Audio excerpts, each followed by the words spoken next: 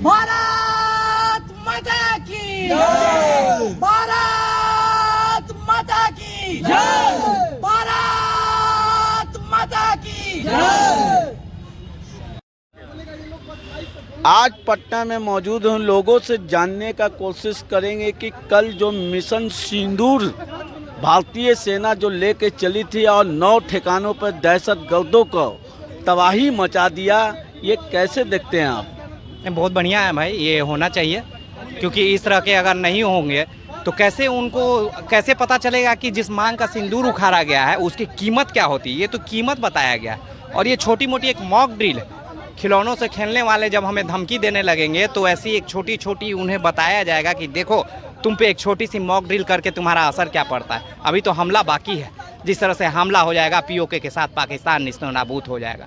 हमें सिर्फ इस नहीं बल्कि इस चीज़ को हम लोगों ने गौर करते हुए दिया कि कोई सिविलियन ज़्यादा हताहत ना हो।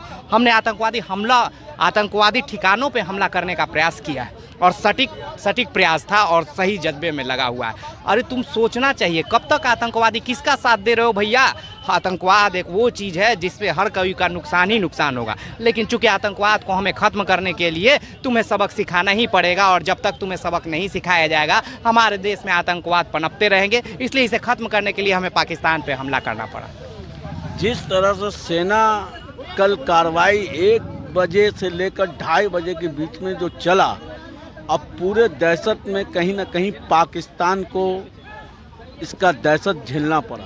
बिल्कुल झेलना पड़ेगा, ये तैयारी होती है बॉस। किसी पे भी क्रिया का प्रतिक्रिया होगा। तुमने छोड़ी छिपे किया, हमने सीना तान के बता दिया कि तुम्हारे जितने भी सिक्योरिटी उससे भेज दिया जाएगा। और ये तो एक प्रयास थी, छोटी धमाका थी। जिस दिन हमने ठान लिया कि तुम्हें करना ही करना है, पूरा पाकिस्तान को खत्म होने में बहुत दिन नहीं लगेगा। तुम्हारी खिलौने के एवज में हमने एक दिवाली का पटाखा फोड़ा तो तुम्हें इतनी दर्द होने लगी। जिस दिन बम के रूप में अगर हम लोग तुम पे चढ़ेंगे तो तुम्हारा क्या हंस होगा, ये शायद तुम भी नहीं सोच सकते। भारतीय सेना का जो धमाका था, उस धमाके से ऐसा लगा कि पूरा पाकिस्तान में जो दहशतगर्द हैं वो तहस नहस हो गए। अरे वो चिल्लाने रो रहे हैं कि अरे इससे अच्छा था कि हम ही मर जाते। सैयद का आपने स्टेटमेंट देख रहा होगा।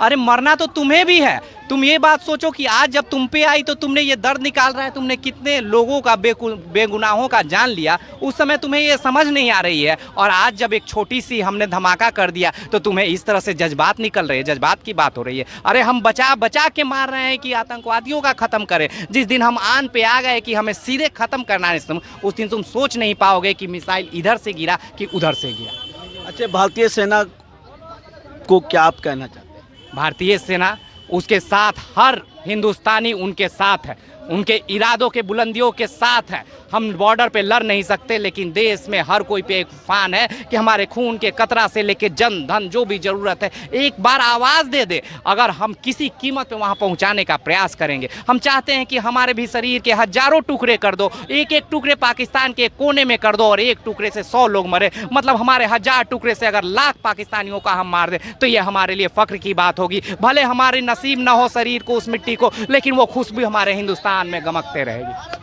चलिए, दूसरी तरफ जानना चाहेंगे कि जिस तरह से मिशन सिंदूर लेके चला था भारतीय सेना के लोग और उस मिशन में कहीं ना कहीं दहशतगर्दों को मिट्टी में मिलाने का काम किया है, कैसा लगा कल का सीन? भारतीय महिला सुन के फ्लावर समझे थे क्या? फायर है ये। कल देखिए ना, 2 महिला विंग कमांडर ने क्या हासिल किया इसके। ये 2 कौड़ी का सुअर पाकिस्तान, खाने के लिए आटा नहीं, चलाने के लिए डाटा नहीं, हमारे देश के लोगों को मारते हैं, निहत्ते लोगों को, हमारी आर्मी को चैलेंज करते हैं। पड़ गई कल। बड़ा बोल रहे थे कि रिटेलिएट करेंगे। क्या कर लोगे बे? एटम बम मारेंगे। अबे एटम बम को दिवाली का बम है, तुम हाथ से मारोगे? मिसाइल से ही लोगे ना। S-400 डिफेंस सिस्टम है हमारे पास। तेरा मिसाइल 200 मीटर के रेंज में आएगा, हमारा S-400 उसको डिटेक्ट करके मार देगा। फिर रे चाइना का सामान लेके एटम बम लेके उछल रहा है, अंदर घुस के मारेंगे। अभी हमारे लोगों को कलमा पढ़वा के मारने वाले अब मसूद अजहर और हाफिज सईद के कब्र पर, उसके परिवार के कब्र पर फातिया पढ़ने के लिए पहुंच जाए। तुमने हमारे निहत्ते, और ये टेलर था। अब अपने हरकत से बाज नहीं आए ना तो एक भी नहीं बचोगे। और जैसे अल्लू अर्जुन ने डायलॉग दिया था ना, रब्बा रब्बा करके काटेंगे मसूद अजहर और हाफिज सईद। और वहाँ की पाकिस्तान का जो जनरल है, नाम मुझे याद नहीं है, जो भी है, मुनीर। तेरी किस्मत अच्छी है कि तू मेरे आर्मी के सामने नहीं आया। वरना अल्लू अर्जुन की तरह तुझे रब्बा रब्बा करके काटती मेरी आर्मी। हाफिज सईद, मसूद अजहर, आज तू रो रहा है कि मेरी फैमिली को मार दिया। जब तुमने हमला किया था, जो मरे वो फैमिली नहीं थी, तुमने हमारे प्लान को हाईजैक किया। आज तेरी फैमिली मर गई, तू रो रहा है, तू रो। तेरी सुरगाने के लिए ये सब किया है। और मैं अपनी आर्मी पे गर्व करता हूँ, उनको धन्यवाद देता हूँ और अपनी आर्मी से एक निवेदन करता हूँ कि हमें 15 अगस्त को पीओके गिफ्ट में दिलवा दीजिए। अच्छा, भारतीय सेना जिस तरह से आक्रामक लगी और सिविलियन को उन्होंने हाथ नहीं लगाया और जो दहशतगर्दों का नौ अड्डा था उसी पर ही हमला किया और पूरी तरीके से हमलावर रही भारतीय सेना और दिखा दिया कि भारतीय सेना में क्या कुव्वत है। हमारी सेना शुरू से ही दमदार थी। ये तो कमजोर राजनीति की वजह से पाकिस्तान का मन बढ़ा हुआ था। 1971 में उसके 93,000 सैनिकों को सरेंडर हमारी सेना ने करवाया, लेकिन हमारी राजनीतिज्ञों ने उसको छोड़ दिया। अब आओ ना जरा सरेंडर करने, अब किसी को नहीं छोड़ा जाएगा, सीधा ऊपर जाओगे। और इतना ही नहीं, इससे पहले भी कई बार हुआ है। हमारे ताज होटल पर हमला हुआ था, उस समय हमारी पॉलिटिशियन ने कोई एक्शन नहीं लिया। उस समय हमारे पॉलिटिशियन ने सेना को खुली छूट नहीं दी, वरना उस समय इनका कल ठिकाने ला देती हमारी सेना। तो हमारी सेना हमेशा सक्षम है, बस कमजोर राजनीति की वजह से हमारी सेना अच्छे से काम नहीं कर पाती थी। लेकिन अब कमजोर राजनीति नहीं है, अब सेना घुस के मारती है। अब अगर 93,000 सैनिकों का सरेंडर हुआ तेरा, तो वो अब उसको वापस नहीं किया जाएगा। नो जेल नो बेल, सीधा प्रभु से मेल। जय हिंद। नहीं मिला तो और अब देखिए, कुत्ते की दुम है, सीधे तो होगी नहीं, फिर से मारे जाएंगे। अरे ये कुत्ते के दुम है, ये नहीं सुधरते हैं, इसको फिर मारे जाएंगे। और ये टेलर था, पिक्चर भी बाकी है ना।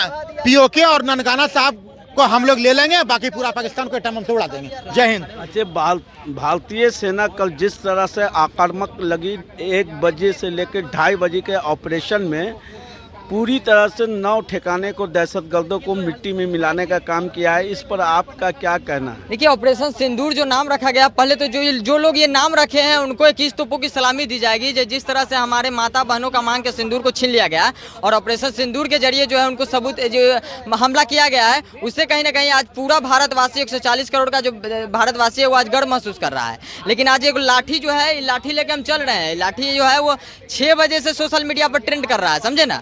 ट्रेंड इसलिए कर रहा है कि बिहार में वो गाना आया था कि प्यार से समझाते हैं, समझ जाओ नहीं तो रेल दिए जाओगे। ये लठिया इसीलिए पाकिस्तानियों के लिए कि प्यार से समझाते हैं, समझ जाओ नहीं तो बाप जो तुम्हारा है नहीं, लठिए से रेल दिया जाएगा। ये बिहार का लाठी है। अब बिहार का दूसरी चीज़ फेमस बहुत ज़्यादा है, एगो लठिया, एगो गमछिया। जहाँ गमछिया डाल दीजिए उस जगह हमारा, चाहे वो जो ट्रेन हो, बस हो, जो चीज़ भी हो, उस जगह जो है हमारा हो जाता है। तो पाकिस्तान बहुत खुशकिस्मत है जो बिहार के बॉर्डर के नज़दीक में उसका बॉर्डर नहीं है। नहीं तो बिहार के युवा जाके जो है वो गमछिया अगर पाकिस्तान पे रख देते ना तो पूरा पाकिस्तान हमारा